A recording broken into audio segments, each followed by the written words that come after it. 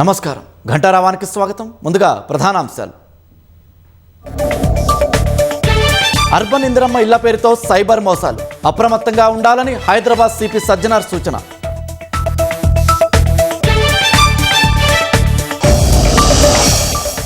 కేంద్ర విద్యాశాఖ మంత్రిగా ప్రహ్లాద్ జోషి బాధ్యతలు, అంకిత భావంతో పనిచేస్తానంటూ ట్వీట్.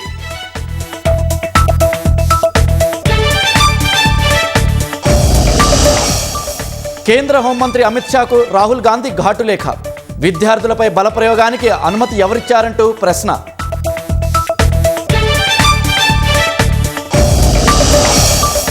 అసెంబ్లీ ఎన్నికల పోటీపై కర్ణాటక మాజీ సీఎం కీలక వ్యాఖ్యలు, ఏ ఎన్నికల్లోనూ పోటీ చేయబోనని సిద్ధరామయ్య ప్రకటన.